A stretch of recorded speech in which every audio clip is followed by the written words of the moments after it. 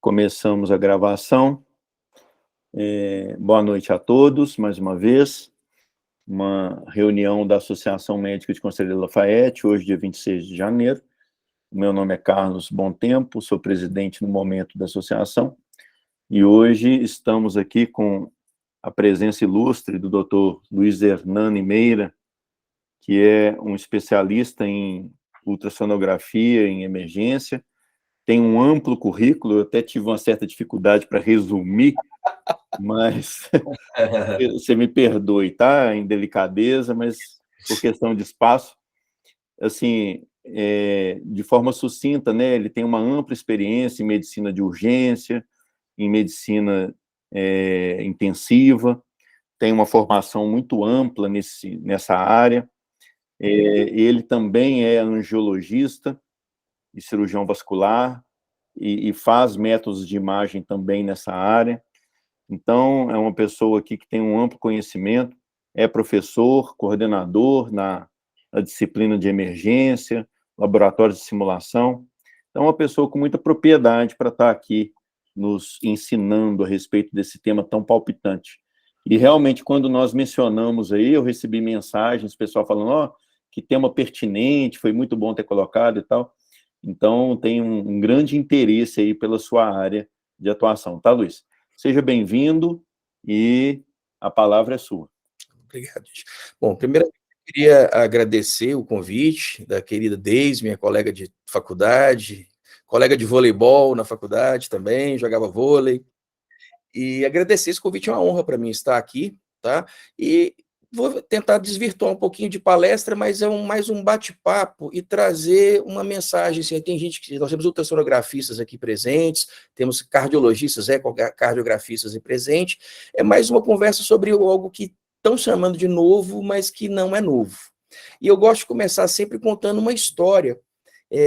Nos cursos que a gente faz, eu sempre começo falando um pouquinho de uma história.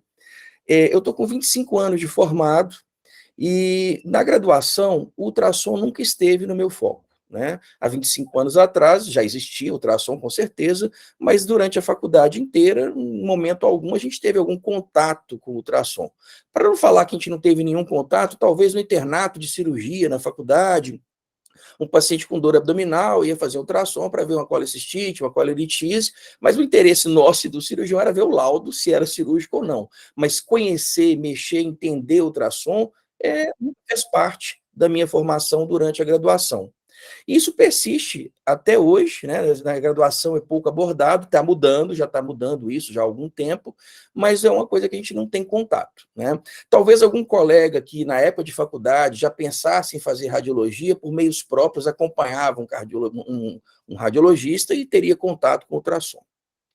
Formei, fui fazer residência de cirurgia geral e do trauma lá no João 23. Durante os 3 anos de residência de trauma, de cirurgia, também não tive nenhum interesse nem contato com ultrassom. Novamente, é lógico, a gente ia às vezes lá na radiologia, puncionar um abscesso guiado por ultrassom feito pelo radiologista, né? Ou então, um paciente com dor abdominal, nós solicitávamos ultrassom, ele ia lá, fazia ultrassom lá no setor de radiologia e voltava e a gente olhava o laudo. Então, assim, também, tanto eu quanto a maioria dos meus colegas nunca se interessou por ultrassom durante essa fase da formação em cirurgia geral. O que é uma falha, né? A gente deveria ter se empenhado mais nisso. Depois eu fui fazer cirurgia vascular. Na vascular, eu tive já algum contato, porque a gente acompanhava os exames de Doppler, Doppler de carótida, Doppler de membros inferiores, mas também não fazia parte do meu foco. Falei, não é isso que eu quero operar, eu não quero ficar fazendo exame. Então, nessa brincadeira, se passaram 6 anos de faculdade, 6 anos de residência, eu fiz endovascular depois, e nesses 12 anos, nunca pensei em ultrassom. Quando eu voltei para Montes Claros em 2010, já com algum tempo de formado, aqui em Montes Claros tem o SAMU Macronorte, que foi o primeiro SAMU regional do Brasil, e que era, na época, a menina dos olhos, né, do Estado. O governo do Estado investiu muito para montar a primeira rede de urgência e emergência, e o SAMU regionalizado aqui estava sob um foco de atenção, e eu cheguei aqui logo no início desse processo. Eu trabalhava no SAMU, e no final de 2010, 2011, eles falaram, vai ter um projeto chamado Infocus, né, Ecos das Gerais, que é feito por um grupo Infocus. O Infocus é uma organização não governamental que na época tinha sede na Itália, originou-se na Itália, mas já tinham representantes do mundo inteiro, hoje é nos Estados Unidos o presidente do Infocus, e essa organização ela preconizava o ultrassom como o quinto elemento do exame físico. E esse projeto do Estado era para colocar ultrassom nas ambulâncias do SAMU e treinar os médicos da porta de entrada e dos pré-hospitalar. Na época eu falei, isso não vai dar certo, colocar ultrassom dentro da ambulância, pelo amor de Deus, é perder tempo. Porque para mim o ultrassom era uma televisão fora do ar, né? Aquele negócio preto, cinza, e eu não entendia nada daquilo, eu achei que ia perda de tempo, né? Só que o pessoal veio, e de fora veio o Larry da Itália, o Larry dos Estados Unidos, o Luca da Itália, tinha o Pazelli, que é de Barbacena, que fazia parte do Infocus. E quando eu comecei a assistir às aulas, eu falei, nossa, mas que coisa interessante. Eu fiquei impressionado e me encantei. Isso foi em 2012. E aí, todas as vezes que eles vieram aqui no Norte de Minas, eles vieram várias vezes durante 1 ano e meio, eu ia nas reuniões, eu treinava, e eu achei um ultrassom que ficava largado no CTI e comecei a fazer. E comecei a aprender e tal. Quando foi 2015, 2014, eu convenci a faculdade a comprar um aparelho para colocar no nosso laboratório de simulações. Em 2015, a gente começou a ensinar para os alunos. Então, eu tinha um contato em 2012, 2013, comecei a fazer no CTI, e ao ensinar, eu fui aprendendo. E o negócio cresceu, e depois eu fui para fora, fazer um fellow e tudo. Então, assim, eu me apaixonei numa coisa que nunca fez parte da minha realidade profissional, de 12 anos de formação, e foi em 2010, já bem depois, eu formei em 97, 2012, que eu fui conhecer essa ferramenta. E aí, quando eu estava já mexendo com isso, eles me convidaram uma vez para dar uma palestra da Abramed, e o título foi Ultrassom Point of Care, o novo queridinho da terapia intensiva e da medicina de emergência. E eu comecei a palestra falando assim, novo? Será que é realmente novo? E eu já vou soltar um spoiler. Não, não é novo, nós estamos pelo menos com 10 anos de atraso. Tá? Mas na época, isso foi em 2017, 2018, 2017, eu falei, não é novo. Se a gente for analisar o FAST, né, que é o exame FAST, o protocolo FAST, ele é descrito pela primeira vez em 1993 por um cirurgião alemão, acho que Rosivski, que estava no pronto-socorro e uma paciente jovem do sexo feminino, teve um trauma abdominal contuso, e na mesma hora ele não tinha um radiologista, ele pegou o aparelho de ultrassom e ele mesmo fez uma varredura buscando líquido na cavidade. E ele descreve isso em 93, os americanos começaram a trabalhar com isso também, em 98 isso foi validado e já entra nas edições do ATLS, né? Então, começa o FAST, que é um dos primórdios do que a gente entende como Point of Care, foi em 93, né? E o termo ultrassom Point of Care, ele é cunhado, né? Ele é registrado em 2001, mas a origem do Point of Care é da década de 90. Se a gente for fazer uma análise histórica, o ultrassom ele entra, né, como uma ferramenta propedêutica, diagnóstica, né, na prática médica, no final da década de 40, início dos anos 50, ele é introduzido, né? Na década de 70 e 80, a gente já tem alguns relatos de uso do ultrassom em emergência, do que viria a ser no futuro o que a gente conhece hoje como Point of Care, mas ainda feito pelo radiologista. Na década de 90 surge o protocolo FAST, a gente começa a ter relatos isolados de ultrassom de pulmão, coração, acesso guiado, isso surgiu lá nos Estados Unidos principalmente, onde um grupo de emergencistas, intensivistas e até mesmo cirurgiões começaram a se interessar pela ferramenta para que eles mesmos fizessem isso, né? E aí, nos anos 2000, a coisa explode e começa, assim, surge muita publicação, o protocolo FAST vira IFAST, que é o FAST estendido, cada vez mais publicações começam a partir dos anos 2000 em relação a pulmão, coração, cava, feitos pelo emergencista, pelo intensivista, né? E em 2010 isso difunde pelo mundo inteiro. Tá? Então, ele passa de um desenho ainda básico, que ainda está básico, de FAST, pulmão, coração, e hoje a gente tem ultrassom em todas as áreas, pegando via aérea, parte ocular, neurológica, ginecológica, para o emergencista. E chega nas escolas de medicina. Tá? Qual que é o problema que está acontecendo? Hoje a gente tem o pessoal falando, o ultrassom vai substituir o esteto. Quando a gente fala isso gera um certo desconforto. Toda mudança nos tira da nossa zona de conforto, e você falar, não vai substituir, isso gera uma certa resistência, tá? E eu não concordo em relação à substituição. Eu acho que a gente vai coexistir por um tempo, somar por um tempo, mas eu brinco muito com meus alunos o seguinte, quando eu estava na faculdade, só tinham 2 colegas que tinham celular, era aquele Motorola tijolão, né? E quando eu formei, o meu presente de formatura foi um celular, que só discava. Hoje nós temos esse aparelho aqui, que é um computador, ele tem tudo. Então, há de se esperar que a medicina ela vai evoluir para uma situação onde você vai ter, quanto mais informação e mais tecnologia você tiver para agregar à beira do leito, é inevitável. Então, a gente tem que tomar cuidado com a resistência ao novo, né, e entender que existe essa transição. Mas eu acho que no momento falar que o esteto vai ser substituído ainda é algo que ainda não é uma realidade. Tá? Então, se a gente falar de medicina, desde os primórdios da era hipocrática, ou até mesmo antes de Hipócrates, a base do que a gente entende como medicina está ancorado num exame clínico bem feito e num exame físico, né? Numa história bem colhida e no exame físico, inspeção, palpação, percussão e ausculta. A ideia é agregar o ultrassom como quinto elemento disso. Tá? Por quê?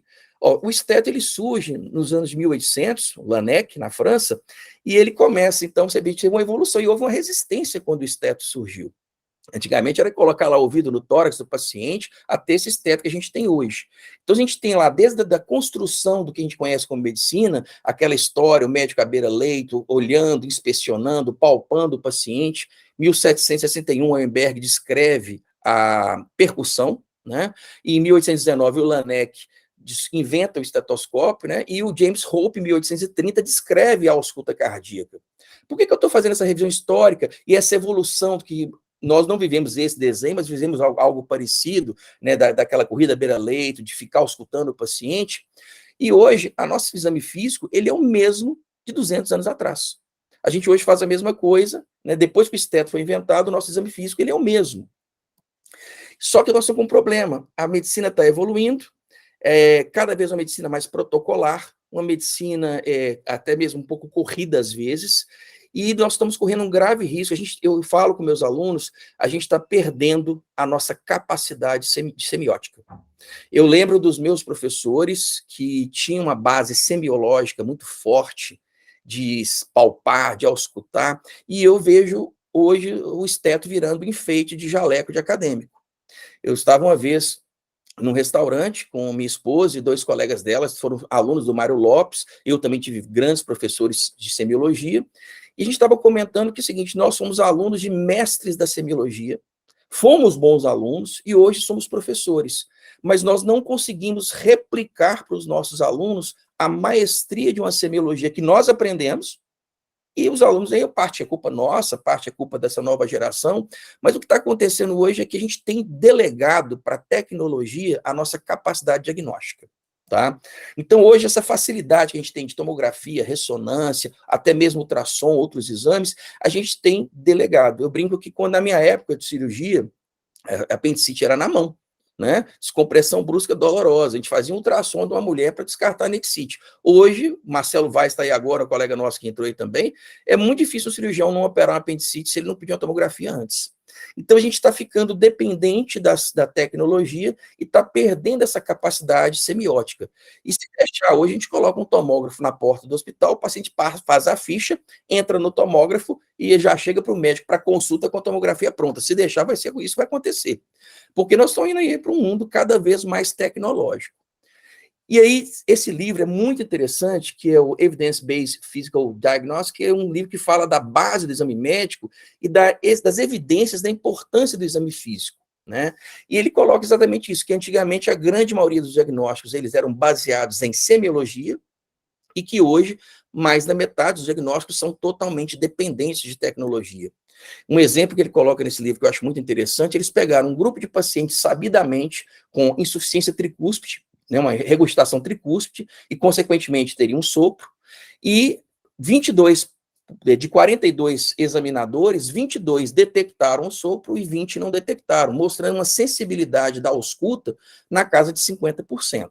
Mas ele mesmo faz uma recrítica disso, né? Ele fala que toda vez que você vai fazer uma avaliação dessa, eu tenho que ter uma probabilidade pré-teste, ou seja, eu tenho que ter a clínica, não é simplesmente a ausculta, ele tem que ter um contexto clínico. Mas a gente está colocando que existe, às vezes, alguma limitação do nosso exame físico.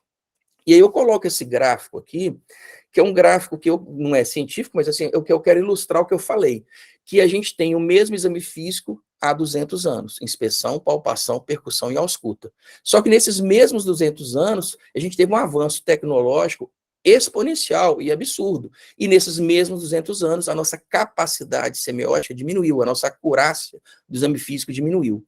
Então, agora em 2019, o próprio o Braunwald, que é um dos maiores cardiologistas vivos, ele está com seus 90 anos, ele é um dos autores desse artigo publicado no JAMA, em 2019, que é o tempo de se adicionar um quinto pilar, né, do exame físico. A gente vai ter inspeção, palpação, percussão, ausculta e insonação. E esse livro, The POCUS Manifesta, ele fala a mesma coisa, um professor americano que coloca nesse livro. E assim como várias outras publicações, tá? Só ilustrando rapidamente, para a gente não se prender aqui, nesse livro ele coloca, já tem algumas evidências, mostrando a sensibilidade e a especificidade do ultrassom, quando comparado ao exame físico, à ausculta, ao próprio raio-x, no diagnóstico de patologias pulmonares. Tá? Por exemplo, um diagnóstico de um derrame pleural, por exemplo. Deixa eu ver aqui, o derrame pleural está aqui. Ó. Eu vou ter a clínica e a ausculta com sensibilidade muito baixa, enquanto que com ultrassom eu pego uma sensibilidade de quase 100%. Para eu ver um derrame pleural no raio-x de tórax em ortostatismo, eu tenho que ter mais de 200, 250 ml para ver lá o seio costofrênico. Com 20 ml com ultrassom eu detecto. Tá? Para eu detectar um infiltrado pulmonar no raio-x, o ultrassom detecta precocemente através das linhas B. Então, vários estudos foram feitos mostrando que eu tenho um ganho de acurácia diagnóstica, porque eu tenho uma sensibilidade melhor quando eu agrego o ultrassom dentro de um contexto clínico. Tá? A mesma coisa para a parte cardiológica. Tá? Você examinar o paciente, escutar o paciente e fazer uma insonação do paciente, você tem uma acurácia diagnóstica, sensibilidade bem importante. Então, em vez de falar que ele vai substituir, ele vai se somar. Eu tenho uma clínica, eu tenho um exame físico e o POCUS, né, o ultrassom point of failure, ele é agregado. Por que eu fiz esse contexto? Eu comecei criticando a nossa dependência da tecnologia e agora eu vou defender a tecnologia. Só que eu tenho um mindset diferente. Eu não estou enxergando o ultrassom como uma ferramenta diagnóstica propedêutica. Não a gente, em momento algum, o ultrassom point of failure, ele entra para ocupar o espaço do cardiologista, ecocardiografista, ele não entra para ocupar o espaço do ultrassonografista, radiologista, porque o mindset é diferente, né? A maneira de pensar. Um está encarando, ele é um profissional que está fora do contexto do atendimento inicial, e esse paciente vai, ou eletivamente, fazer um exame dentro do setor específico. Aqui não. Aqui é um profissional que está atendendo em tempo real, e ele soma uma informação visual dentro daquele contexto, tá? Eu brinco assim, que o estetoscópio, ele é aparelho dependente, ele é examinador dependente, ele é biotipo dependente e ele é ambiente dependente, o esteto. Aparelho dependente, vai escutar com BD, vai escutar com Littmann mais moderna, é diferente a acurácia, né, a potência do som de um esteto, de um BD para um Littmann. Ele é examinador dependente. Pega os nossos professores catedráticos de semiologia, que às vezes eles viam a B3 só na palpação, né? Mas uma pessoa escutar e pega uma pessoa que não está acostumada, né? Que não treinou sua capacidade auditiva para interpretar aquela ausculta. Ambiente dependente, vai escutar num consultório silencioso, vai escutar dentro da ambulância, vai escutar num pronto-socorro lotado, com bomba de infusão, com monitor apitando, ou num CTI. Né? E ele é biotipo dependente, eu escutar um paciente magro, escutar um paciente obeso, peludo, com muito pelo, né? Então, eu tenho limitações de sensibilidade com o esteto e eu vou agora agregar uma informação visual dentro desse contexto, não como um exame propedêutico, diagnóstico, mas como uma composição do exame físico. Então, é isso que eu falei, né? Esse quinto elemento do exame físico, é o quinto pilar do exame físico. Por que isso está acontecendo, gente? A gente tem uma máquina que antes era fixa, grande, com limitações e determinado local, essa máquina começa a ganhar mobilidade. Ela passa por um carrinho mais móvel, ela chega num notebook, hoje ele tem os handhelds, os equipamentos na palma da mão. Essa portabilidade, associado a uma redução relativa de custo, levou o ultrassom para a linha de frente. Essa portabilidade. E o detalhe, uma portabilidade com tecnologia. E, ao mesmo tempo, eu tinha uma ferramenta exclusiva de um profissional radiologista e ela passa, com o tempo, a ser incorporada devidamente por outras especialidades. A primeira especialidade que se incorporou ao ultrassom foi a cardiologia, na década de 60, quando se começa a falar de eco, né? E hoje o eco ele é uma ferramenta do cardiologista. A segunda especialidade que se apropriou do ultrassom como ferramenta foi a gineco, depois vem a vascular, a nefro. Várias especialidades começaram a se apropriar dessa ferramenta, tá? Mas a cardio e a gineco ainda encarando como um exame complementar, né, feito num segundo tempo. Essa portabilidade permitiu que esse aparelho chegasse no pronto-socorro, na mão do emergencista, do intensivista, do cirurgião, né, no bloco cirúrgico. Então, essa portabilidade está causando essa mudança.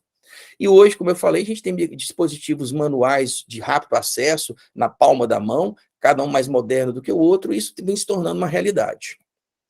E aí, ilustrando aqui, ó, eu tirei do livro de ultrassom Point of Care, mostrando exatamente o que eu falei, que a cardiologia foi a primeira, né, que se apropriou disso na década de 60, seguida da gineco, e aí vem na década de 90 a medicina de emergência e a terapia intensiva.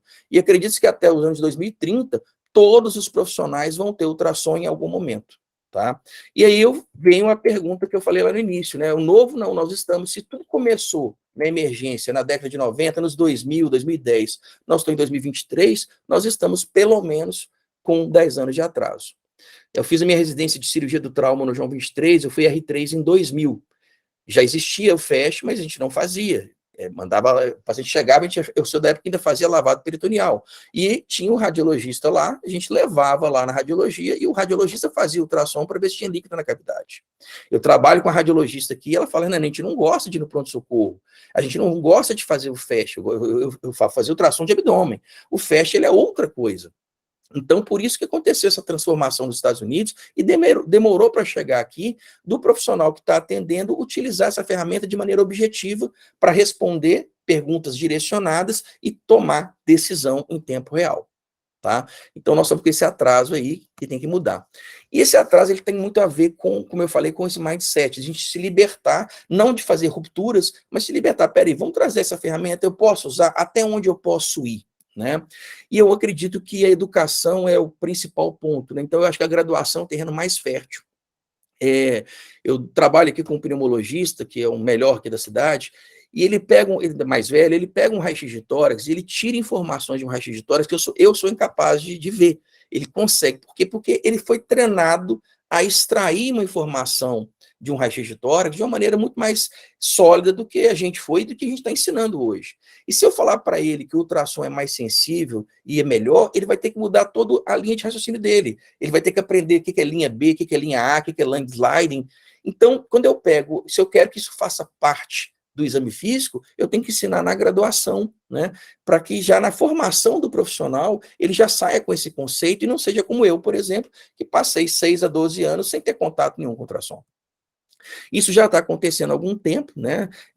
Já tem trabalhos desde a década de 90, de 2000, de algumas colocações, mas nos anos de 2007 já começam alguns trabalhos americanos. Em 2014, eles fizeram um levantamento nos Estados Unidos do ensino de ultrassom de urgência na graduação, inclusive colocando o protagonismo da medicina de emergência nesse ensino dentro das faculdades, né? E hoje a gente tem 2 grandes faculdades que são as expoentes aí no mundo inteiro, que é a Universidade da Carolina do Sul e a Universidade de Irvine, na Califórnia, que tem um currículo muito sólido de ensino de ultrassom na graduação. Tá? E aí vários trabalhos estão saindo e cada vez mais. Inclusive, a gente contribuiu com um. Esse trabalho foi publicado este ano, agora de 2022, no Jornal Brasileiro de Medicina de Emergência. Eu fiz uma revisão sistemática do ensino de ultrassom na graduação e nós estamos programando agora o nosso próprio, que a gente ensina desde 2015, né, na graduação. Mas aí o americano ele pega pesado, né? Isso aqui foi a cerimônia do jaleco em 2019, da turma que forma agora em 2023, né? O curso de medicina lá, eles têm o college primeiro, depois são 4 anos de medicina. Então, a turma que entrou em 2019 está formando agora em 2023 na Universidade de Irvine. E aí acontece isso aqui. A lot of thought into how we can continue to drive innovation and quality in medical education, and came to the conclusion that ultrasound will play an integral role in the future of medicine. So with that thought, we decided that tonight, after you receive your white coat, we will present each of you with your own personal butterfly device.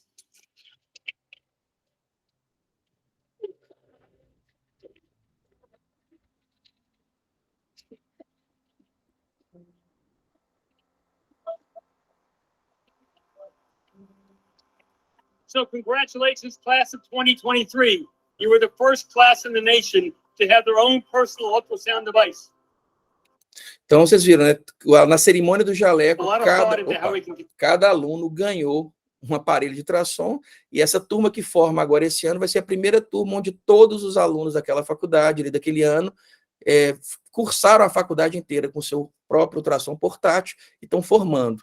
Isso já está acontecendo muito nos Estados Unidos. Aqui são fotos do nosso laboratório de treinamento internato, onde os alunos, desde 2015, têm as aulas de ultrassom.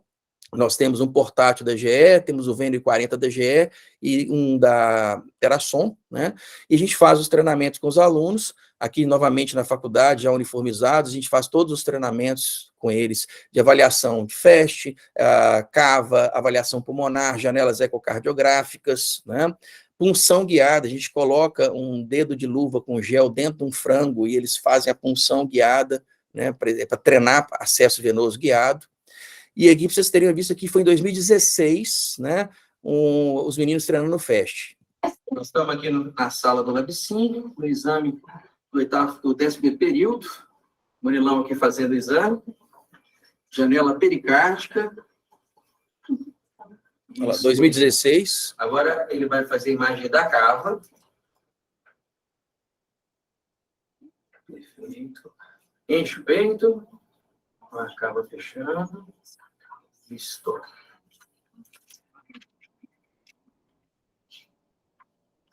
Tá segurando errado o transitor, não olhei na hora, não. Não tirou um pouco, não acho o fígado lá. Espaço de voz. Faz o FAST. E agora, em 2022, alunos do 9º período. Fechou. Isso, agora você vai rodar. Isso. Tenta pegar o músculo papilar agora. Isso, cara. Volta para o eixo longo.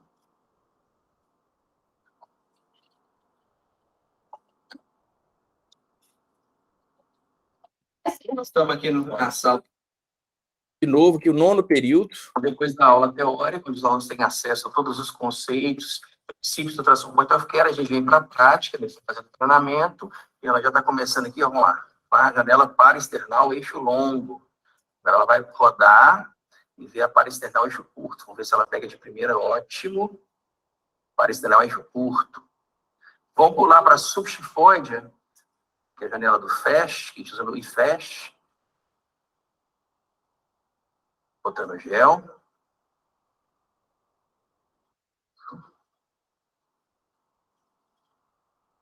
Boa. E aí vou pedir o paciente para dar uma viradinha para a esquerda, a gente tem um acesso melhor à janela apical. Vamos rodar um pouquinho aqui, que a apical fica melhor quando você coloca o paciente de corpo lateral esquerdo. E aí você consegue pegar, vamos ver aqui agora, a apical do paciente. Vou melhorar um pouquinho essa imagem. Aí, ó, tá melhorando. Então, alunos do 9º período marcando presença aqui. Perfeita a imagem. Depois da aula.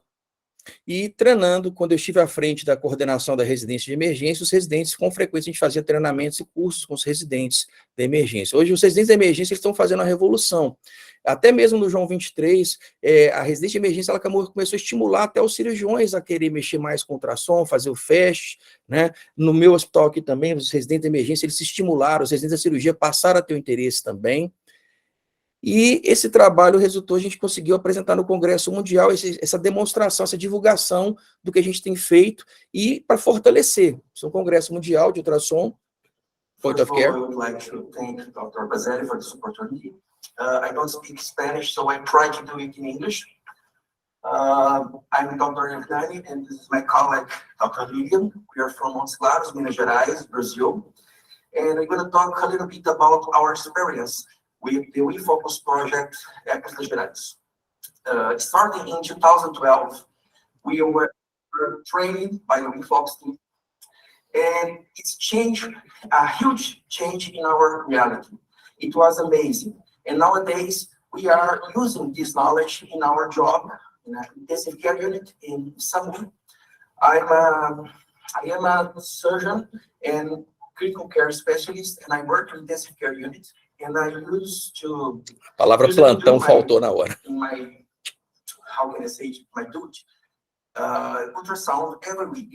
And I am a professor in a medical school, and I started teaching medical students in ultrasound point of care. But I would like to talk about share with you the big job that Dr. Lilian is doing in SAMU.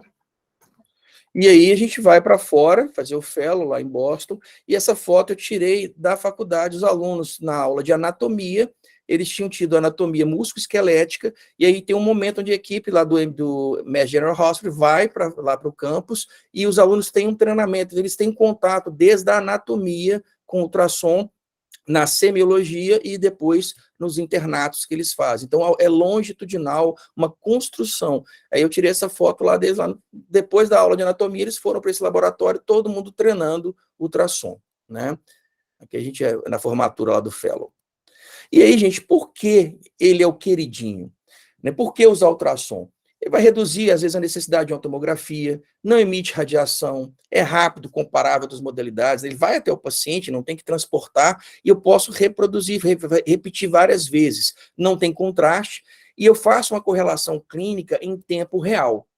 Então, ele é usado hoje para guia de procedimentos, acesso guiado. Hoje é considerado uma prática, um acesso central guiado por anatomia. Nós aprendemos guiado por anatomia, né? Mas hoje, você tendo ultrassom, vendo a agulha entrar dentro do vaso, você fazer uma punção às cegas, o risco de ter um pneumotórax, um hemotórax, é considerado uma prática. Então, a gente tem que estimular, né, o acesso guiado por ultrassom, bloqueios, a anestesia está, assim, anos-luz na frente, correndo atrás. Eles fazem vários bloqueios de plexo, bloqueios guiados por ultrassom.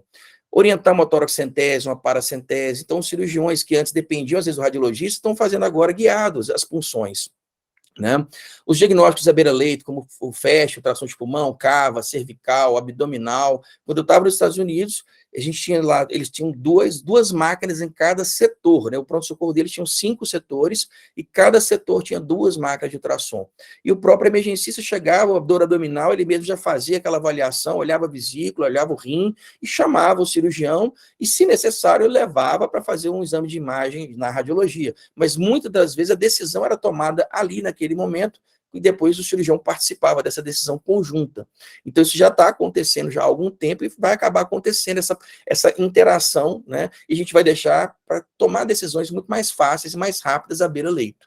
É um trabalho que eu gosto muito, que eu tenho estudado bastante, que é a discussão de fluido tolerância e fluido responsividade. A gente tem uma aula só sobre isso, né? Quanto de volume que eu vou dar para o meu paciente. O ultrassom na parada cardíaca tem crescido o uso em algumas situações, né? O screen também de um aneurisma de aorta, de uma função cardíaca. Então, basicamente, a gente tem essa avaliação, o básico, que é aprender a fazer o FAST, uma avaliação pulmonar, cardíaca, um acesso guiado, né? Aqui a gente tem uma aula só sobre o FAST, as janelas, a gente treina os alunos, os residentes, das pessoas do curso, né, da importância de chegar lá e tomar uma decisão, tem líquido ou não na cavidade, quando fazer o FAST, qual que é a indicação, né?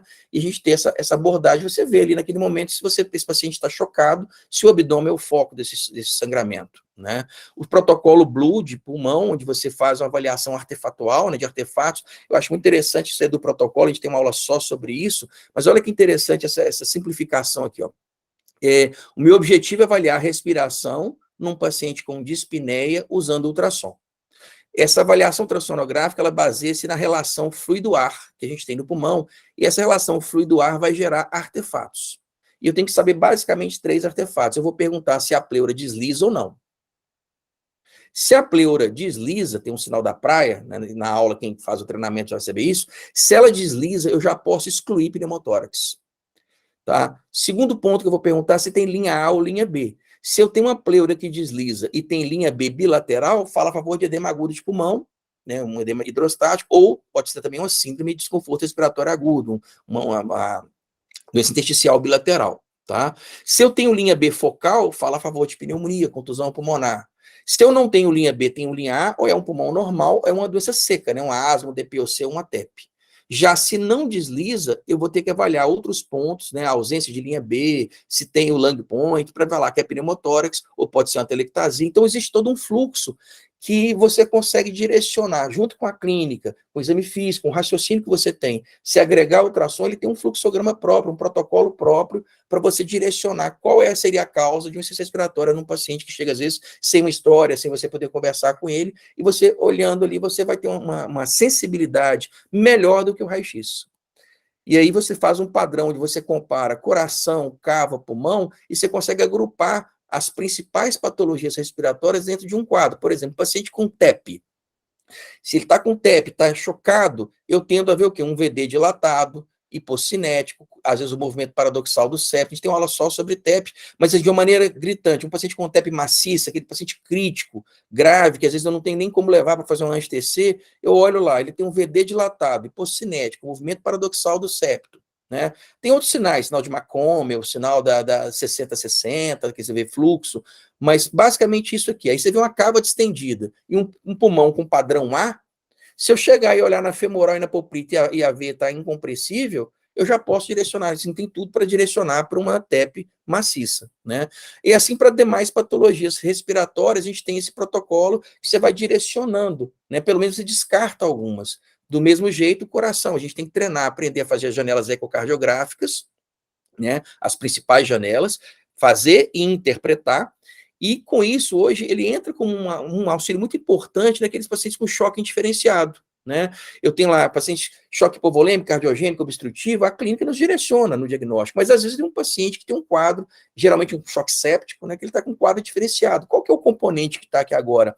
Ele tem um padrão hipovolêmico, ele tem um padrão obstrutivo. Então, hoje, com ultrassom, a gente tem um protocolo Rush, mas eu gosto mais do protocolo Falls, porque é o seguinte, de cara com ultrassom, num paciente grave, chocado, eu descarto as causas obstrutivas. Se ele está chocado, está grave, e eu consigo fazer uma janela, 2 janelas cardíacas dele, eu descarto tamponamento cardíaco, e eu descarto TEP maciça como causa desse choque maciço. Depois, se eu olhar o pulmão, eu descarto pneumotórax também. Só de olhar o coração, eu tenho uma noção de função de bomba. Então, eu já posso falar, ele tem um componente cardiogênico nesse choque? Então, de cara, eu descarto o obstrutivo, tenho uma boa noção do elemento cardiogênico, hipovolêmico. O grande desafio nosso, que está sendo estudado cada vez mais, é como que eu vou manejar o ultrassom, se vai melhorar ou não, para avaliar do choque séptico. E é da mesma jeito essa correlação. Coração, cava, pulmão, você consegue direcionar as principais patologias quando você coloca isso dentro de uma avaliação global. Né? E aí o que eu falei para vocês, a gente tem hoje estudos que se você avaliar fluido tolerância, fluido responsividade.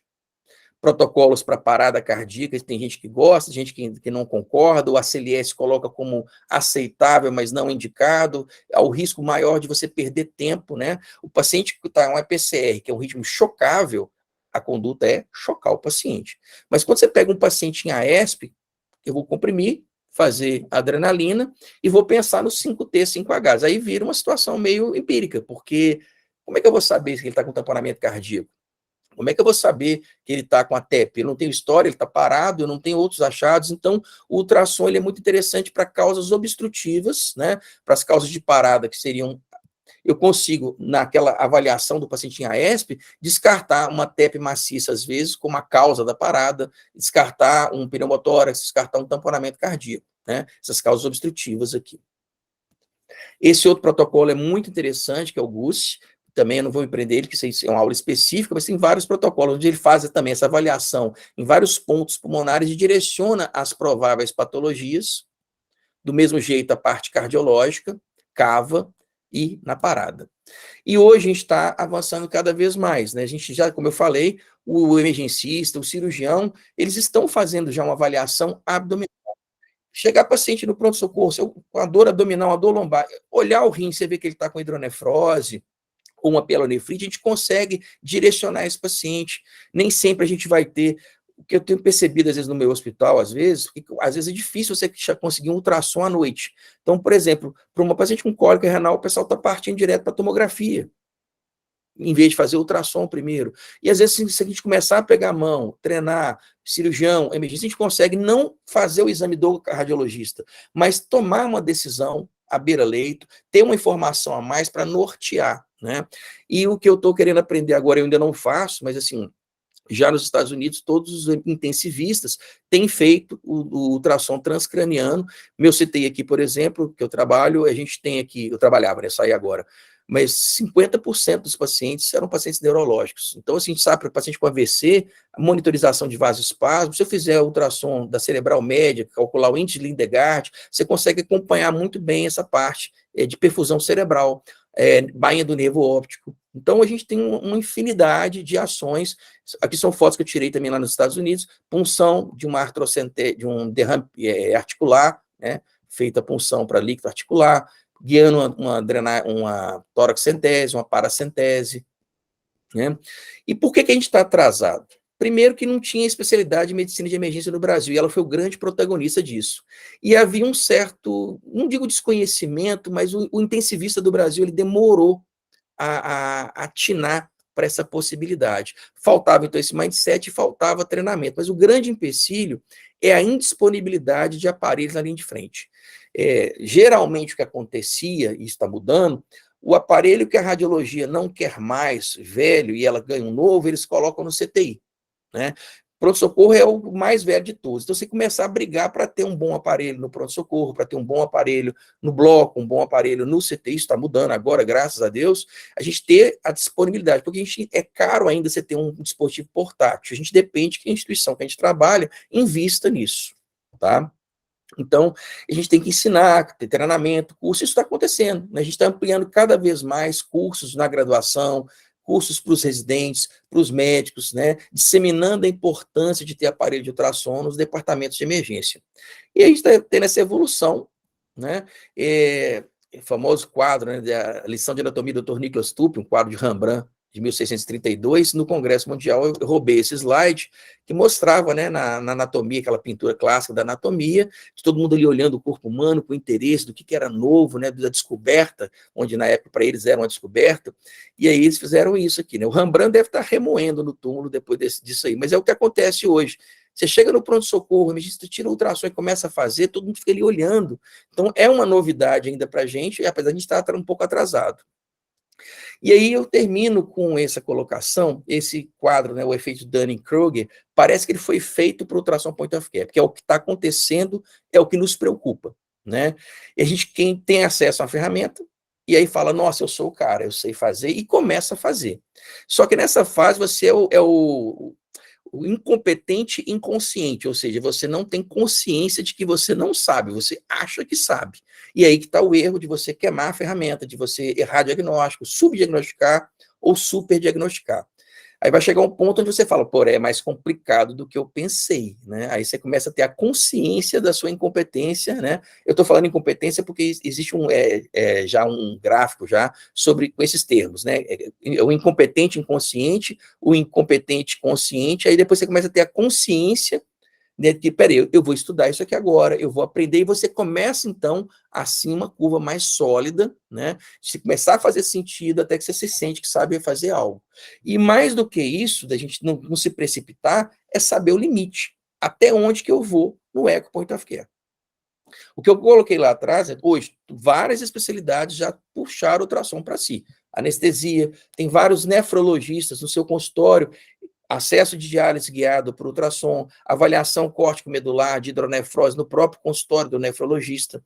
Os vasculares já fazem há muito tempo, como exame complementar, os cardiologistas, o eco, o gineco, a anestesia, várias especialidades. Mas no caso nosso da emergência, da terapia intensiva, até onde que eu devo ir no Eco Point of Care? É diferente. Eu tenho o Franco, que está aqui presente assistindo a aula, ele é um cardiologista, ecocardiografista, e se especializou nisso, e ele está no habitat dele, ele domina essa máquina, ele faz cálculos, faz avaliações complexas. É diferente daquela situação ali na emergência, um aparelho portátil, um aparelho menos complexo, onde eu não quero fazer uma avaliação quantitativa, eu quero olhar, o coração está batendo bem ou está batendo mal, tem um refluxo importante, tem um derrame pericárdico, uma valvulopatia grosseira.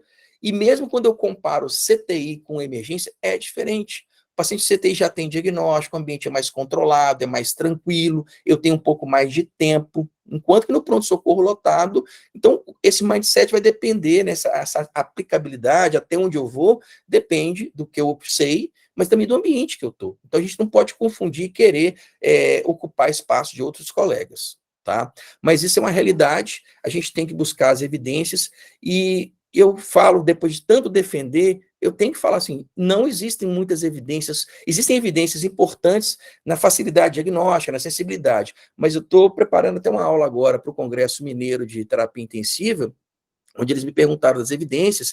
Os últimos trabalhos mostraram o seguinte, na diferenciação de um choque oculto, num paciente séptico principalmente, não mostrou o uso de ultrassom ou usar só a clínica, teve uma similaridade de acurácia diagnóstica e de tomada de decisão. Ou seja, tem trabalhos sérios mostrando é importante, é interessante, mas que não há uma diferença significativa na acurácia diagnóstica. Agora tem que ver qual foi essa população estudada, né? Quais foram os médicos que fizeram, o perfil do paciente. Então tem críticas nesses trabalhos.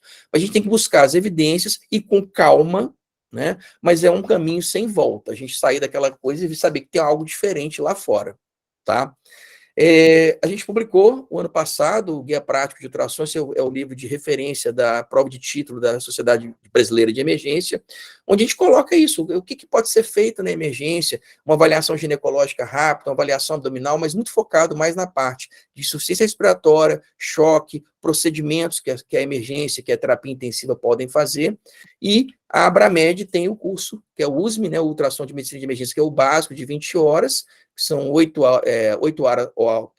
aulas online teóricas e 12 aulas de prática, onde tem treinamento do FAST, ultrassom pulmonar, ultrassom de cava e coração, né, e avaliações que trabalham com casos clínicos de urgência. E o USMO avançado, onde a gente já vai partir um pouquinho para falar um pouco de Doppler, transcraniano, ocular, e uma avaliação de fluido tolerância e fluido responsividade.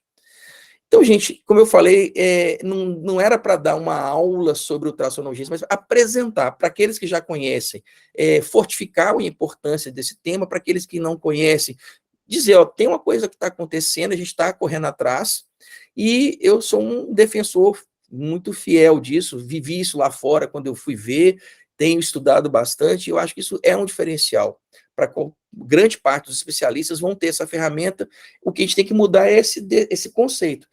É um exame, não é um exame propedêutico que eu vou, nesse sentido, agregar o exame físico, é o examinar o paciente, palpar o paciente, ver o paciente, tentar colher uma história e ter uma informação à beira-leito visual para me ajudar a tomar decisão e monitorizar esse paciente. Era isso. Gastei, foi exatamente os 50 minutos que a Deise me falou. Seu microfone está desligado. Desculpa. Muito bom. Você poderia ter gastado até 1h30, se quisesse, porque é um tema realmente muito intrigante e que atinge a todos, né? A ultrassonografia realmente ganhou um espaço extraordinário, e eu não trabalho com medicina de urgência nem medicina intensiva, eu sou reumatologista, e na própria especialidade da reumatologia, a ultrassonografia é tida como uma ferramenta excepcional à beira do leito, ajuda no diagnóstico de artrite, nas punções, nas infiltrações, infiltração guiada, e é sensacional mesmo, né, você enxergar onde você está indo ali com a agulha, onde está injetando a medicação. Eu achei muito proveitoso, você trouxe novidades, pelo menos para mim, né, que não estou habituado aí à medicina de urgência. Acredito que muitos colegas aqui estejam. Gostei muito do princípio da aula, você mencionando a semiologia, mencionou aí o professor Mário Lopes, eu tive o prazer de ser aluno dele, o acompanhei durante 2 anos no grupo de raciocínio clínico, e depois na residência eu fiz uma enfermaria com ele. E era excepcional, assim. Esse pessoal muito antigo, né, eles não tinham muita ferramenta disponível, então eles aprimoravam muito, muito o que tinha ao alcance deles. E o professor, ele escreveu, né, o seu famoso livro de semiologia cardiovascular, na verdade é um capítulo dentro de um livro de semiologia, e ele, no dia a dia, utilizava um BD. Apesar de você ter falado do BD aí, é difícil acreditar que uma pessoa tenha feito um compêndio sobre semiologia cardiovascular, utilizando um BD, mas é o que tinha na época, né? E ele era uma pessoa extremamente humilde nisso. Gostei muito também da teoria de Bayes aí que você colocou, o teorema de Bayes, né? O raciocínio bayesiano é a base da medicina, né?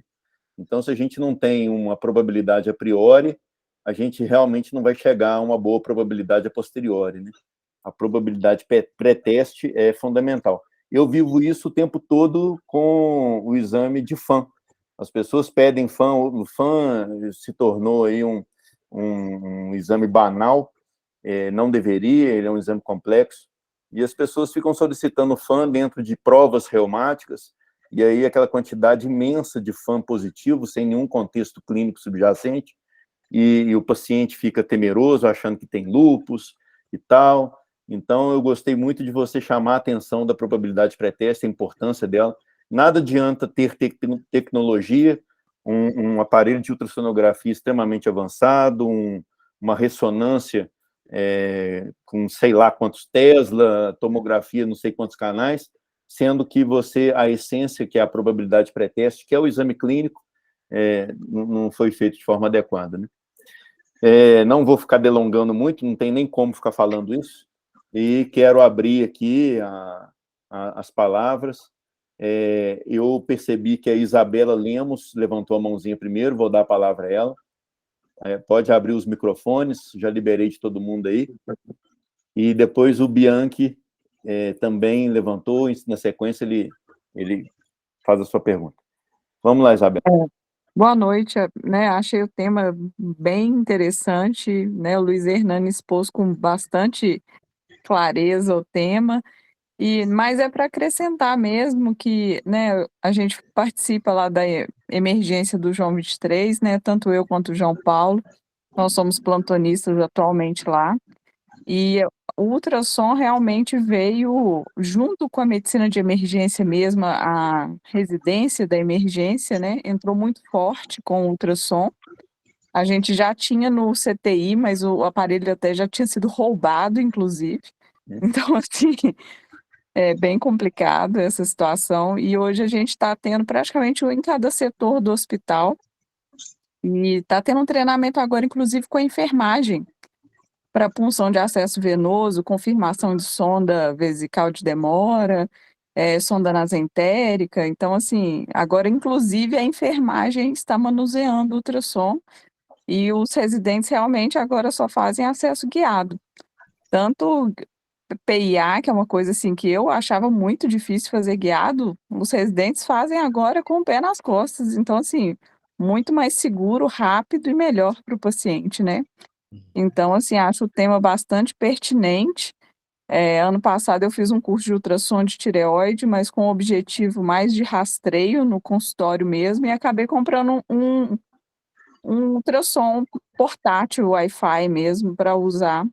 A imagem não é tão boa, a gente até fez uma comparação de boa qualidade, mas para rastreio é bom, né? Assim, não é bom para laudar, mas para rastreio é muito bom. Então, assim, acho o tema excepcional, acho que realmente agora vai ser isso veio para ficar mesmo, né? Então, excelente tema, excelente abordagem. E a fisioterapia está fazendo também para desmame de ventilação mecânica. Avalia a mobilidade diafragmática. Esse eu ainda não vi, não. Daqui a pouco vai aparecer lá. Muito bom, Isabela. Obrigado.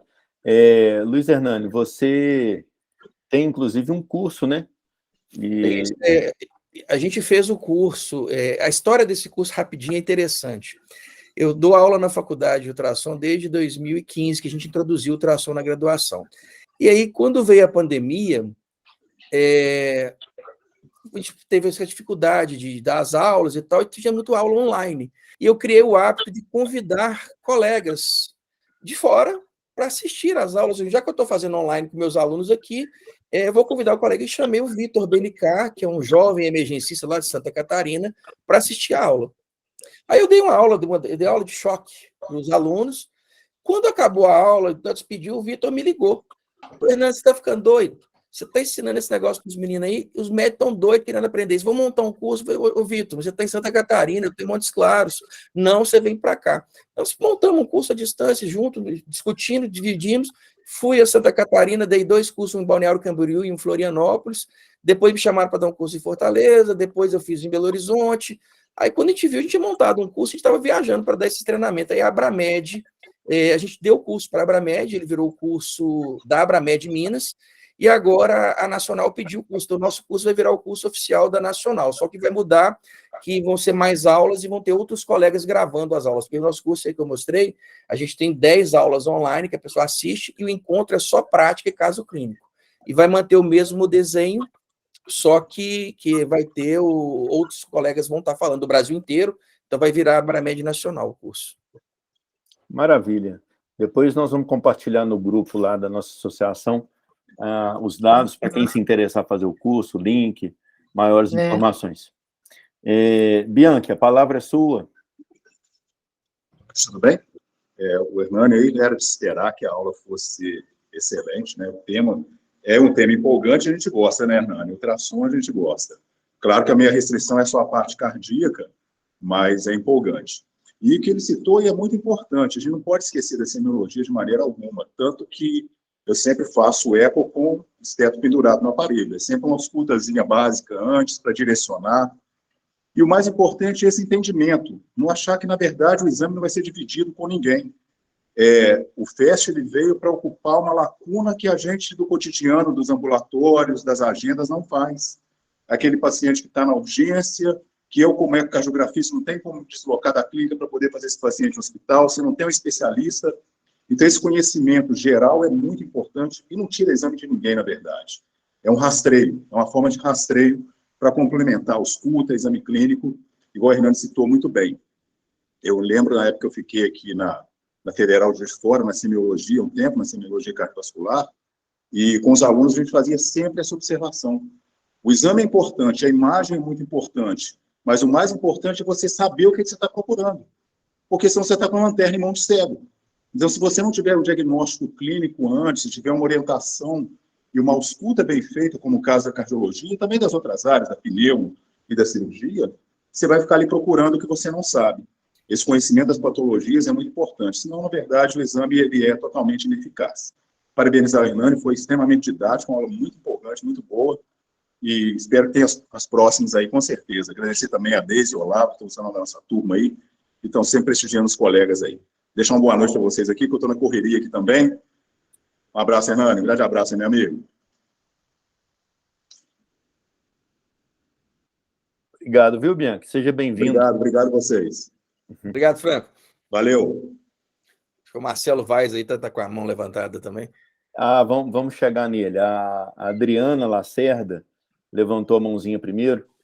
A Adriana é farmacêutica, proprietária do Laboratório Vila Rica, nos prestigiando aqui. Boa noite. Boa noite, pessoal. Doutor Carlos, muito obrigado por permitir, né? A doutora Meire me convidou, a gente conversa muito, e embora não sendo médica, eu estou sempre estudando alguns assuntos, eu sou curiosa, sou farmacêutica bioquímica formada pela Universidade Federal de Ouro Preto, e sou do laboratório, como você falou, né? Estou me apresentando aqui para os colegas aí, médicos. Doutor Luiz, eu não sou médica, como o doutor Carlos explicou, mas eu adorei a sua palestra. Muita coisa eu entendo, não sei o que é linha A, nem o que é linha B, mas a conversa, a didática, enfim, tudo. Eu já sou formada há muito tempo, não vou falar quantos anos aqui, mas eu lembrei dos meus velhos professores, sabe?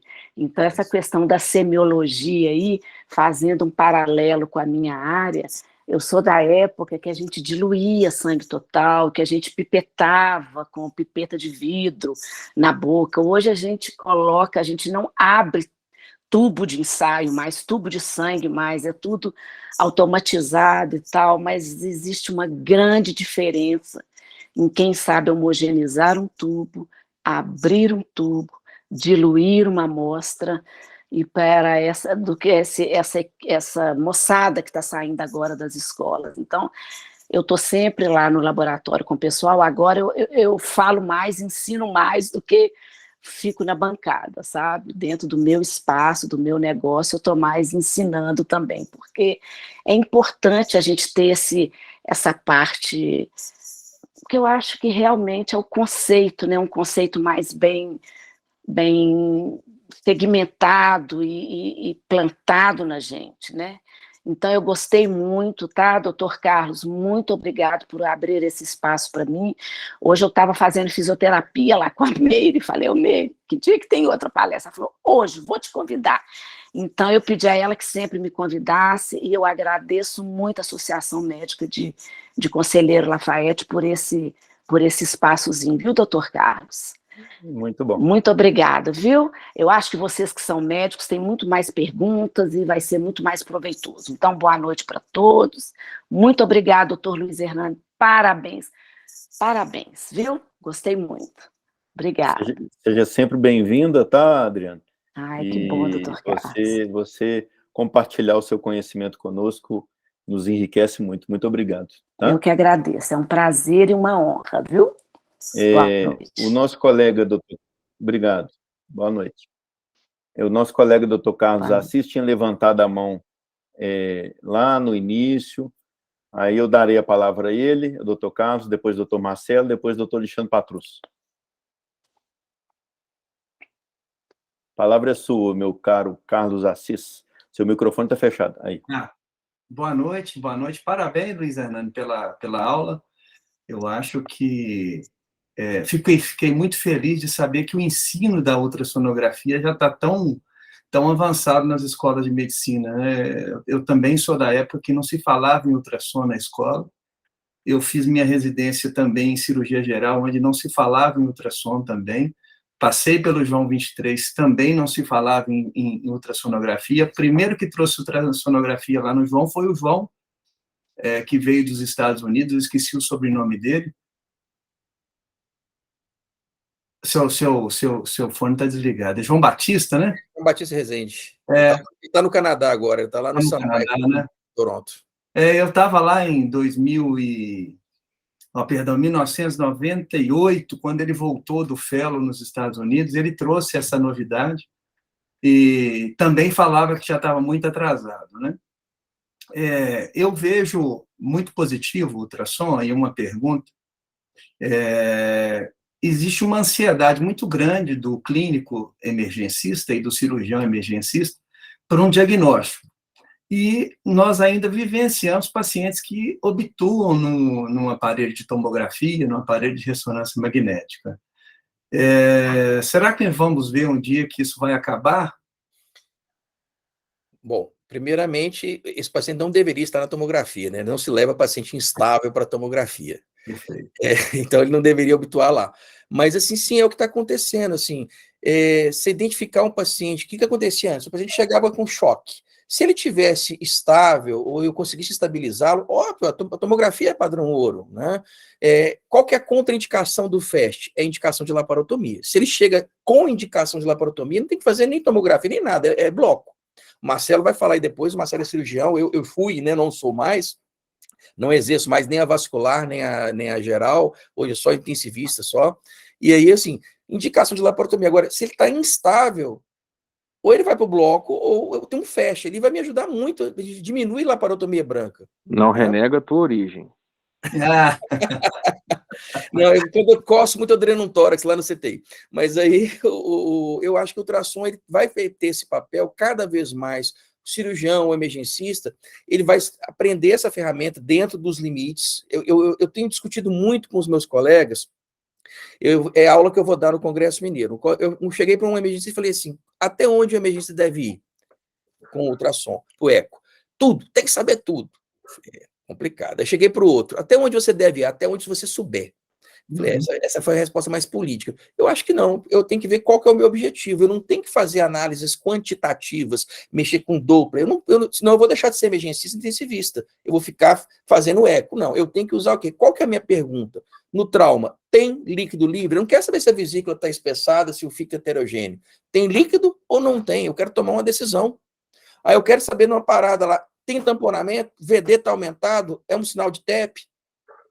O coração está batendo ou está apanhando? É isso que eu tenho que... Então, assim, a gente tem que ver o limite. É lógico, você vai aprendendo, você vai aperfeiçoando, e hoje a gente tem os aparelhos estão vindo com inteligência artificial. Se você fizer uma boa janela, ele já vai te dar todos os cálculos quantitativos. Entendeu? Então, nós vamos caminhar para isso, mas sim, a gente vai minimizar. Aconteceu muito no Covid. A dificuldade que existia de deslocar pacientes para fazer tomografia, daqueles pacientes internados no CTI, a USP criou um protocolo que foi publicado no JAMA, no New England, e foi premiado esse trabalho deles, que é o SCORE, né, de ultrassom, acho que é o Lucy, Luiz, um SCORE, ultrassom Lung, ultrassom SCORE, para você graduar um paciente com Covid, está melhorando, está piorando, sem ter que levá-lo para tomografia. Perfeito. Parabéns, Luiz Hernando. Muito obrigado pelo conhecimento que nos trouxe. Obrigado, eu que agradeço. Gente. Muito bem. Doutor Marcelo Barros. Olá, boa noite a todos. Luiz, é um prazer enorme. Luiz, coisa nenhuma, Hernani. Nunca chamei você de Luiz, não sei porque estou chamando você de Luiz aqui. Ô, Naninho, o negócio é o seguinte, parabéns, a sua aula é ótima, sensacional. Só tenho aqui para acrescentar isso, que você é um chato, porque você ficou pegando no pé do seu aluno lá que pegou o transdutor errado. Você é chato mesmo, sempre foi, então continua sendo, vai continuar sendo. Graças a Deus que a gente tem gente chata igual a você, com a cabeça iluminada e que abre campos para outras pessoas poderem desenvolver seus conhecimentos. Parabéns, parabéns mesmo. O que a gente vê na minha cabeça, e eu falo aqui na faculdade também onde dou aula, é que não existe exame que não seja complementar. Então, todo exame é complementar um raciocínio. Então, o ultrassom não foge disso. Então, não tem como você começar de trás para frente, pelo menos por enquanto. O que a gente vai ver, muito brevemente, é a inteligência artificial tomando muitos espaços e muitos aspectos. Para quem gosta de ler, tem um livro que eu estou lendo, que fala sobre inteligência artificial, e fala, na verdade, 2041, e faz uma previsão do que a inteligência artificial será. A gente tinha em nossas mãos, até pouco tempo atrás, e nos orgulhávamos quando tínhamos um Littmann, né? A chance de comprar um Littmann e não um BD. Ora, o que adiantava um Littmann na orelha de um aluno que não sabia usar sequer um BD? Então não adianta a gente falar em alta tecnologia, em ultrassom beira-leito, em tomografia de 64 canais, enfim, não adianta a gente pensar em tomografia de 128 canais, não adianta. Se você não tiver uma boa indicação para aquele exame que você está pedindo. Então, concordo gênero, número, grau com o que até o Carlos falou, que as necessidades que nós temos e o que nós temos lá para frente agora, no nosso futuro, é algo primoroso, mas a gente precisa melhor formar. A Adriana lembrou aqui a história dos alunos dela, os colegas de bancada que não sabem mais pipetar, que não sabem mais manipular um tubo de ensaio, porque saem da faculdade sem saber fazer. Como nós, cirurgiões, né? Nós, tá, Hernani? Nós, tá bom? Você pode renegar, mas nós. Viu, Carlos Assis? Você também, tá? Então você também, Carlos. Mesmo que eu não sei se o Carlos ainda continua operando ou não, eu já não sei. Mas, ó... Não, parei também.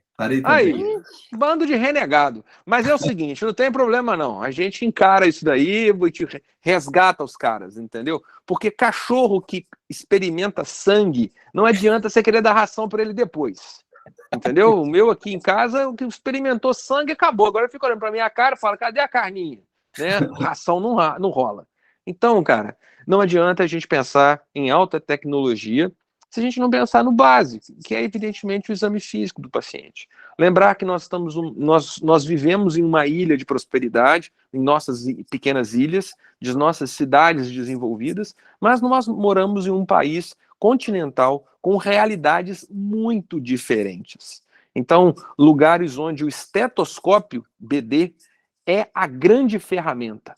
Então, vamos continuar acreditando nisso, mas vamos dar a chance a essas pessoas de conhecer aquilo que é tecnologia. Porque vamos lembrar aqui, Franco estava aqui agora mesmo, e não vai me deixar mentir. A cardiologia, até muito pouco tempo atrás, a gente fala isso de 4 décadas, isso é muito pouco tempo, 40 anos não é nada, os cardiologistas não tinham eletrocardiograma em seus consultórios.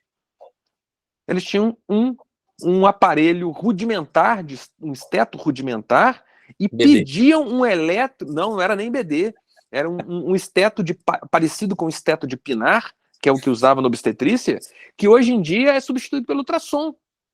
Então, essas aulas são muito boas porque nos fazem pensar o passado e nos fazem realizar um presente, né? O meu menino de 7 anos falou uma frase há 2 semanas, um mês atrás, que foi para mim uma coisa assim assustadora, porque veio da cabeça dele. Ele falou o seguinte, que o presente não existe. Porque enquanto nós falamos o presente, ele já se tornou o passado. E que o futuro nunca será alcançado. Porque o futuro imediatamente se torna presente e se torna passado. Uma criança de 7 anos falou isso para mim. Ele está aqui do meu lado, ele está até rindo. De onde ele tirou isso? Onde que ele leu, onde que ele ouviu falar? Ele tem 7 anos. Mas é verdade. Então, o que nós estamos falando aqui agora, que parece um presente, né? Que é ultrassom, que está aqui na nossa mão, inteligência artificial, que é o futuro, não. Bate na nossa cara todo santo dia. Então, parabéns pela aula, muito obrigado pelo convite. Eu recebi o convite 45,5 do segundo tempo, entrei atrasado, mas graças a Deus eu estava no ar e tive a chance de te escutar mais uma vez. Meu Obrigado. querido Luiz Hernani, parabéns. O Marcelo falou uma coisa interessante, eu falo para meus alunos, medicina é arte e ciência. Começou com a arte, lá com o pajé, com o curandeiro, né? E aí, de repente, surge a ciência, né? Por que quando eu amassar essa folha e passar nessa ferida cicatriza? Por que se eu fizer um chá vai melhorar isso? Então, conviveu arte e ciência durante muito tempo. Só que a ciência começou a crescer tanto e começou a obscurecer a arte. E aí, hoje, nós temos que fazer o resgate da arte. Não de eliminar a ciência, mas a arte de exercer a ciência. A dona Maria, ela vai amanhã com a tosse entrar na internet, ou amanhã hoje, ela digita no Dr. Google, ela sabe que ela está com pneumonia e ela sabe qual que é o remédio que ela tem que tomar. E aí nós vamos virar apenas um prescritor, né? Então a gente tem que resgatar a arte. É aí que eu falo. Quando eu falo que complementar o exame de imagem complementar, ele vai ser complementar ao exame físico.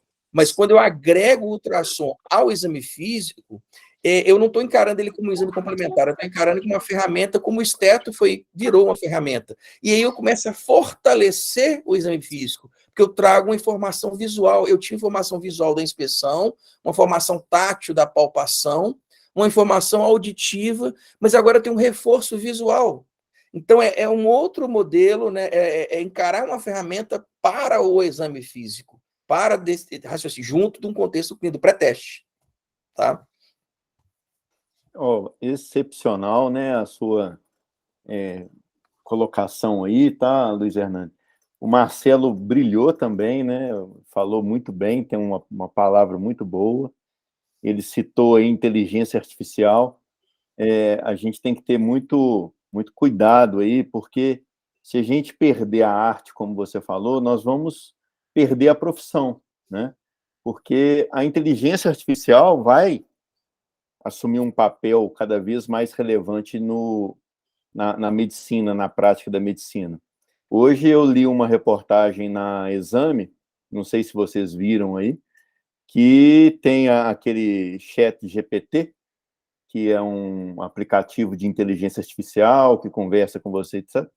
E ele foi aprovado no exame de proficiência de medicina nos Estados Unidos. Eles têm um exame pós-faculdade lá, que é extremamente rigoroso, né? E a inteligência artificial foi aprovada nesse exame. E ele fez não só o da medicina, ele fez da Ordem dos Advogados também, norte-americana, e foi aprovado também. Então, veja bem, né, a inteligência artificial sendo aprovada em exames de proficiência de profissão, num país que é extremamente rigoroso, né? Quando a gente fala em prova nos Estados Unidos, a gente está falando de prova de verdade, não é provinha fajuta, não. Então, onde que nós vamos ficar? A inteligência artificial tem um detalhe, ela não capta sinais, né? Então, o paciente pode até colocar alguma coisa lá que ele está sentindo, mas e o exame físico, né? O exame físico é a verdadeira arte do médico, a semiologia e tal. Eu não sou muito saudosista, não, viu, gente? Às vezes fica parecendo que eu sou, gosta das coisas antigas. Eu gosto delas também. A gente tem que tentar aliar os novos conhecimentos com aquilo que veio lá de trás, que é a base de tudo, né? Se hoje a gente usufrui de uma tecnologia, é porque alguma coisa lá atrás começou a plantar uma sementinha que acabou virando a tecnologia. Eu vejo isso tudo de uma maneira assim muito acoplada uma coisa com a outra, né? O velho com o novo se complementando. E o Marcelo, seu filho está realmente bem introspectivo, ele está desafiando aí assuntos da filosofia, hein? Que coisa bacana, hein? Ele veio aqui me inquirir por que eu falei o nome dele. Ele veio aqui me enquadrando. Por que você está falando meu nome? E por que você vem perguntar? E se eu deixasse, ele vinha, entrava na nossa conversa aqui e ia argumentar com vocês, pode ter certeza. Daqui a pouco ele vai adentrar em assuntos do existencialismo, vai debater com você sobre Jean-Paul Sartre e tudo mais. Se eu te contar que até filosofia ele já discutiu, você vai ficar meio assustado. Meu querido Alexandre Patrus, por favor. Oi, boa noite a todos. Eu fiz muito sinalzinho aqui, que eu estava com medo de 2 colegas meus, um acho que até saiu, 3, né? Estão participando, que formaram comigo na UFMG, turma 102. Agradecer a presença da ADES, Atma Daniel, intensivista, fez clínica médica e intensivismo. E ela trabalha em Belo Horizonte. O marido dela é ortopedista, trabalha no João 23, o Ebert, ele é ortopedista. Então, agradecer a presença dos dois aqui, do Celso Haddad Lovalho, que é cardiologista, que já saiu, pediu aqui desculpa que ele tinha outros compromissos, mas que também assistiu a palestra inteira, né? E gostaria de parabenizar, né, o Luiz Hernani aí, excelente palestra, né? Feliz de ver novamente o nosso colega Carlos Assis aqui, que tem muito tempo que eu não vejo, excelente ultrassonografista, cirurgião de mão cheia.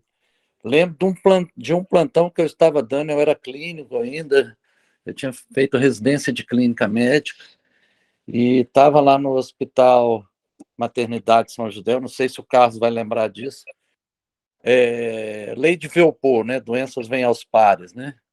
E os eventos vêm aos pares, na realidade. E eu peguei um menino com um quadro clínico de apendicite, típico e tal, e chamei o Carlos Assis, aí lá, daí a pouco tinha outro, e o Carlos Bontempo chegou lá com uma boa vontade, de madrugada, e operou os dois, e todos os dois, diagnóstico de apendicite, com anamnese e exame físico, né? Então, mas graças a Deus agora está aparecendo aí essa parte tecnológica que também vai ajudar muito, né? Pelo menos, pode às vezes, igual líquido livre na cavidade, né? O que é? Não sei o que é, mas tem que operar, não tem? Tem que abrir? Tem. Então, abre.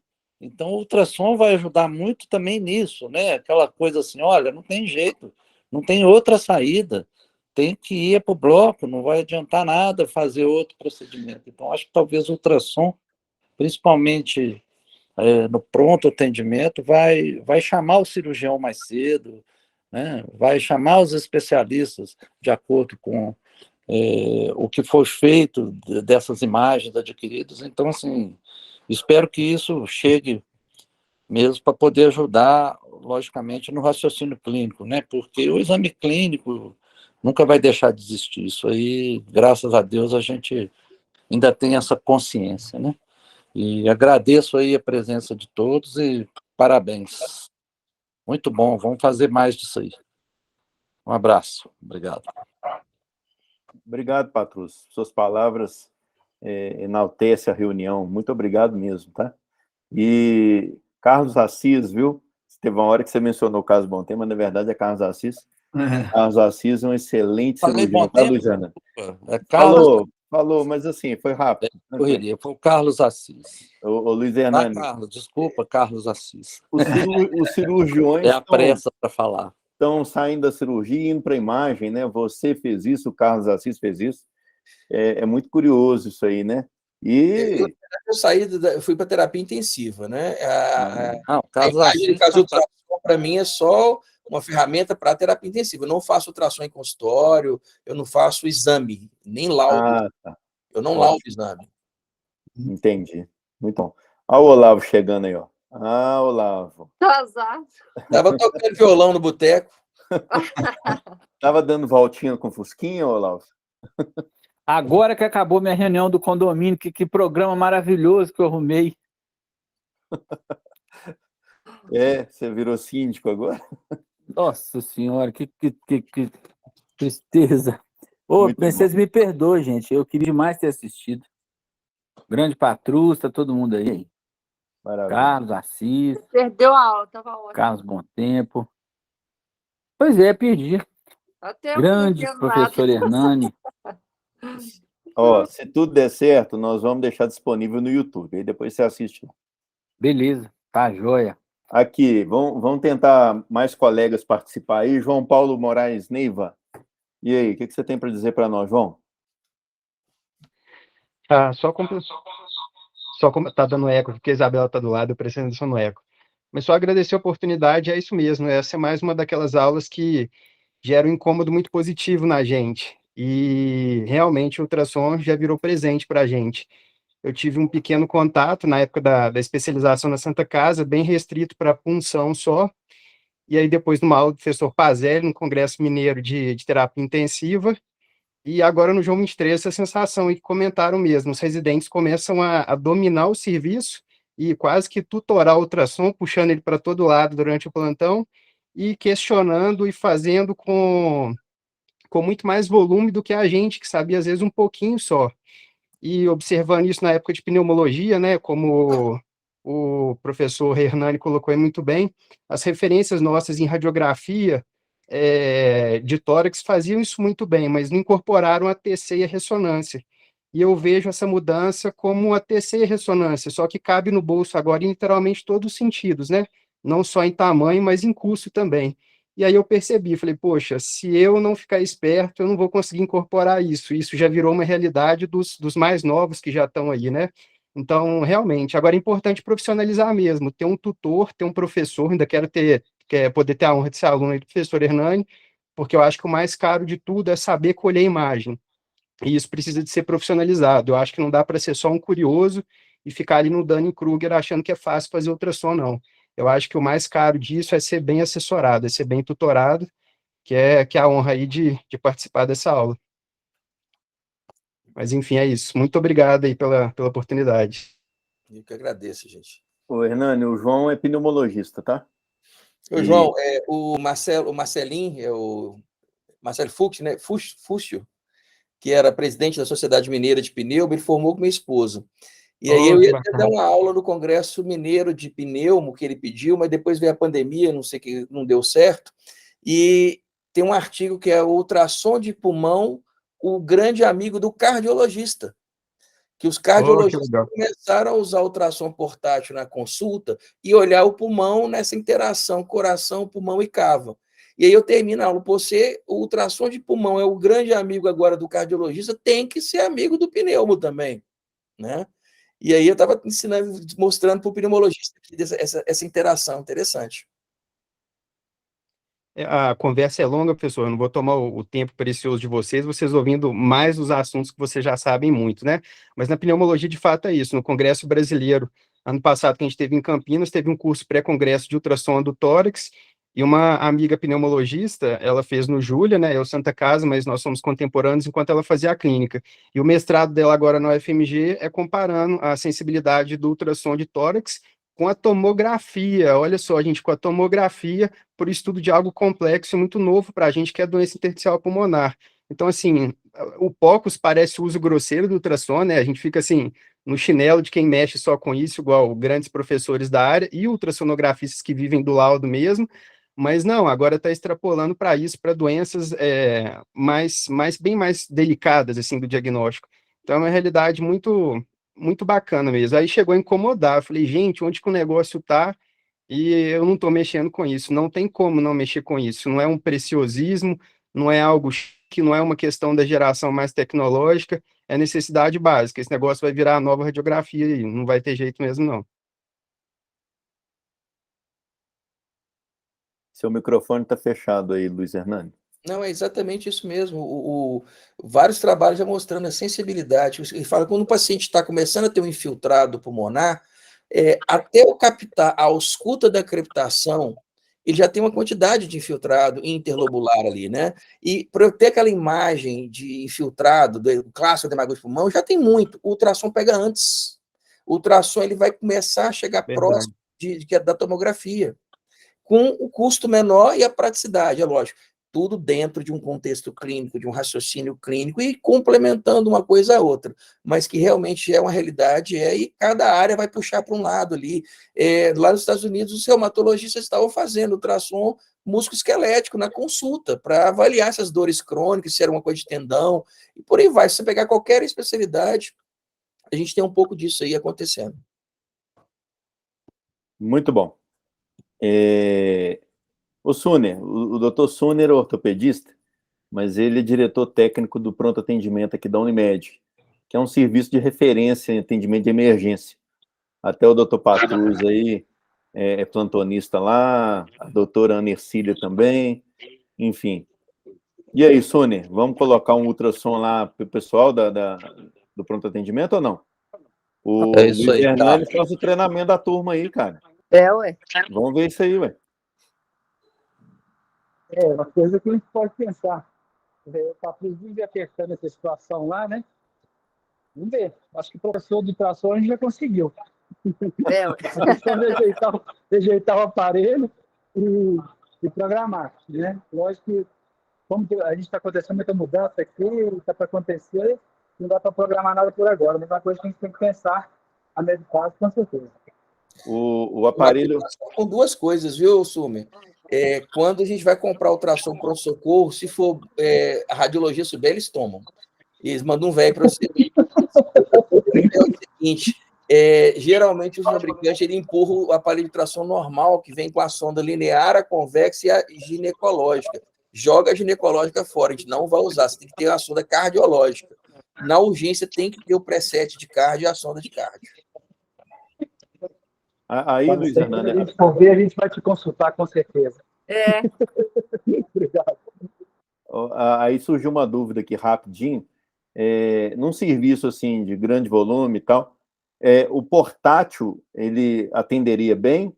Ou teríamos que ter mesmo o ultrassom convencional?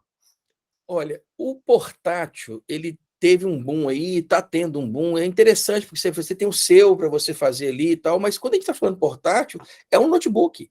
A gente tem, eu vou dar o curso agora em Belo Horizonte, na Abramed, o da Mindray M7. Ele é um notebook que vem num carrinho para você não estragar, né? Mas é um notebook, você pode escolher, ele é levinho, você leva na mão, não é para comprar aqueles ultrassons, aqueles carrinhos, aquele bloco, né? Aquela torre enorme, não. É um notebook que atende, porque esses portáteis que o pessoal está comprando, você ter no consultório, ou às vezes você fazer um exame para uma punção guiada, para uma rastreio, mas para avaliação de choque, avaliação pulmonar mais aprofundada, ele não tem os recursos, não. Mas esses notebooks hoje resolvem tudo. Ok. Pessoal, alguém mais tem alguma pergunta, um comentário?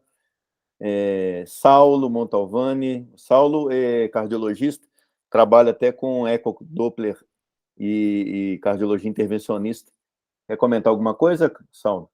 Eu acho que já foi bem esclarecedor, assim, e uma coisa que eu via percebendo, que o Luiz Hernani trouxe isso de uma forma mais técnica, assim, conhecimento mais científico do assunto, é que na minha prática, o que eu vejo, assim, é que eu vejo muita gente, que eu ainda dou plantão em UTI, até ano passado, até 2022, começo do ano, dava plantão em emergência no Risoleto, em Belo Horizonte, antes de eu mudar para cá.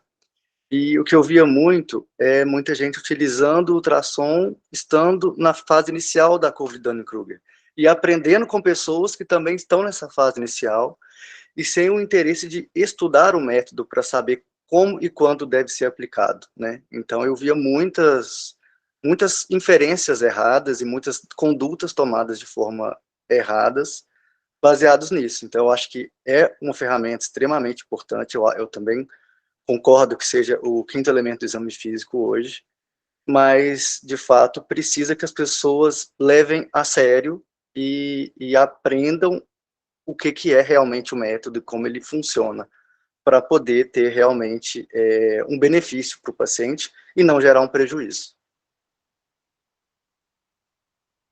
Muito bom. Alguém mais? Algum comentário? Ana Cília? Bom, eu só tenho a te agradecer, Luiz Hernani, por ter compartilhado conosco o seu vasto conhecimento nesse assunto. Você viu que é um tema muito interessante, a turma fez aí vários comentários, perguntas, e realmente, quem sabe, a gente consegue trazer você aí para poder nos ensinar com mais profundidade sobre o tema. Só agradecer, a palavra final é sua, e nós vamos, só para encerrar, disponibilizar, se tudo correr correto, né, correr de uma maneira correta, essa apresentação sua na nossa página do YouTube, depois a Deise te manda lá, direitinho. Tá, Tá? beleza. A palavra final é sua. Agradecer o convite, ainda mais vindo de quem veio, Deise, Olavo, queridos colegas de faculdade. Ela ainda fez um complô, trouxe mais uns 4 colegas de faculdade para ter um grupo que elogiar, né, para dar corte e tal.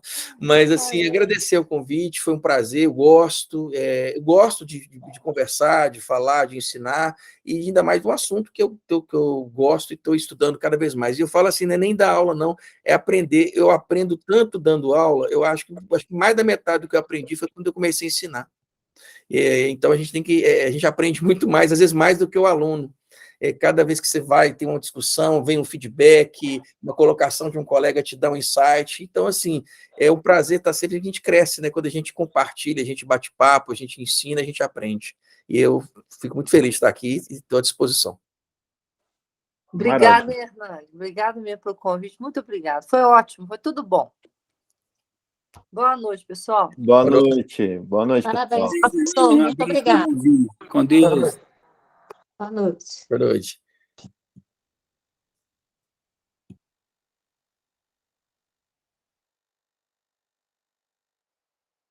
Obrigada a todos.